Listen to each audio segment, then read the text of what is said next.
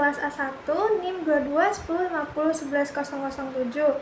Di sini saya akan mempresentasikan hasil pekerjaan saya, yakni tentang sejarah kimia medisinal yang salah satu materinya itu terdapat pada mata kuliah kimia medisinal dengan pengampunya itu Ibu Anita Dwi Puspitasari dari Universitas Wahid Hasyim Semarang.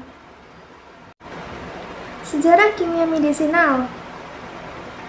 Untuk pendahuluan, di sini ada kimia medisinal merupakan salah satu metode pengembangan obat-obatan yang berfokus pada desain suatu senyawa yang dihubungkan dengan mekanisme kerja obat serta dapat juga dengan memvariasikan struktur kimia senyawa yang aktif secara fisiologis sehingga senyawa tersebut dapat bermanfaat bagi suatu terapi dalam pengobatan.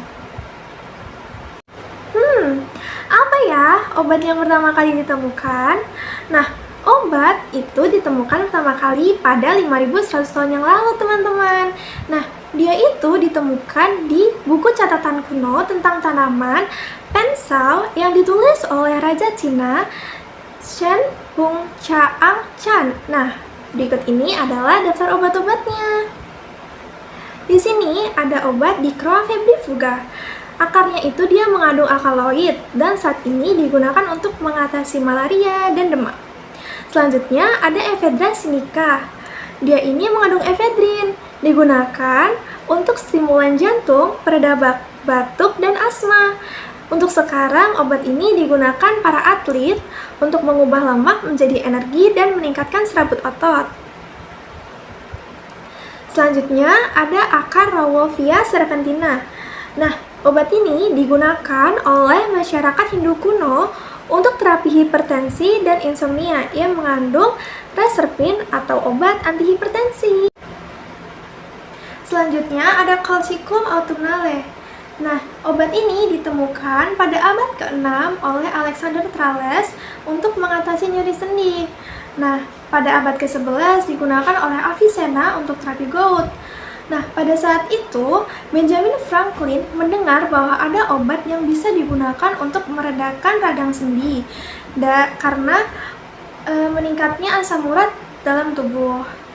Nah, setelah itu Benjamin Franklin dia membawa obat tersebut ke Amerika sehingga sampai sekarang obat tersebut dapat digunakan untuk terapi gout karena mengandung colchicinin. Selanjutnya ada ruang lingkup kimia medisinal. Untuk menurut IUPAC, yang dimaksud dengan kimia medisinal adalah ilmu pengetahuan yang mempelajari penemuan, pengembangan, identifikasi maupun interpretasi cara kerja senyawa biologis aktif pada tingkat molekul.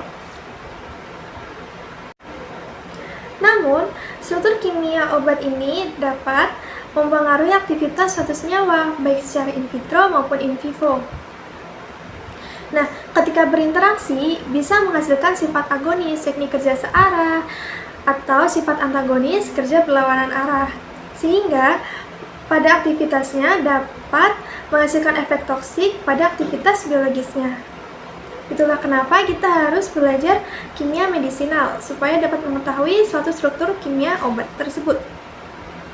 Selanjutnya, ini ada sumber obat, digolongkan menjadi 3 jenis, yakni ada obat alamiah, ada obat semi-sintetik. Untuk obat alamiah, itu dia obat yang terdapat pada alam, yaitu pada tanaman, contohnya quinin dan atropina.